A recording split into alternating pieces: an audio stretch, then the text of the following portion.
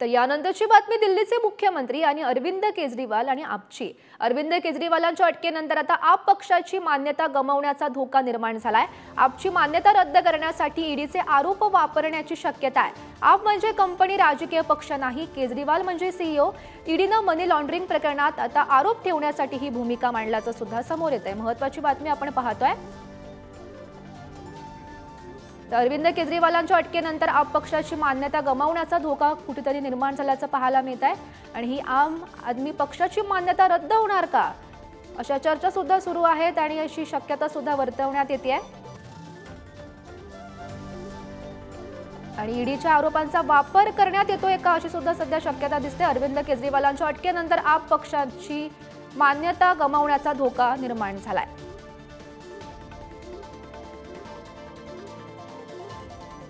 आणि आपची मान्यता रद्द करण्यासाठी ईडीचे आरोप वापरण्याची सुद्धा शक्यता आहे।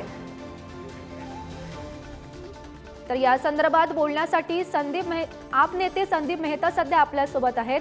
संदीपजी, तुमचं स्वागत। महत्त्वाची बातमी आपण खरं तर पाहतोय। आता अरविंद केजरीवालांच्या अटकेनंतर आप पक्षाची मान्यता गमावण्याचा धोका कुठेतरी निर्माण झाल्याची चिन्ह दिसताय, काय तुमची प्रतिक्रिया? आमची प्रतिक्रिया इतकीच आहे की शरदचंद्र रेड्डी यांनी जवळजवळ 60 कोटी रुपये भाजपला इलेक्टोरल बॉन्डच्या माध्यमातून दिलेले आहेत। त्याची माहिती सांगा लोकांना। आमचे 3 प्रश्न आहेत। बीजेपी शरदचंद्र रेड्डी यांना कसं काय ओळखते?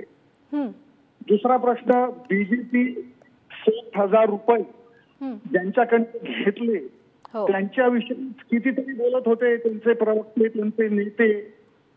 आता ते मुख करून गप्प काय आहे? आणि सगळ्यात शेवटचा प्रश्न असा आहे आमचा की या देशात बीजेपीनं उत्तर द्यावं, सिटिंग सीएम ला अटक करता तुम्ही, हे कितपत योग्य आहे? आधी सिद्ध केलं गेलं पाहिजे, त्यानंतर जो कायदा म्हणतो तसा करा, आमचं काही म्हणणं नाहीये। फक्त एक शरदचंद्र रेड्डी नावाचा माणूस ज्याला तुम्ही 2 वर्ष जेलमध्ये ठेवलं, तो शेवटी असा जबाब देतो की हो मी अरविंद केजरीवाल यांना पैसे दिले वगैरे वगैरे वगैरे वगैरे।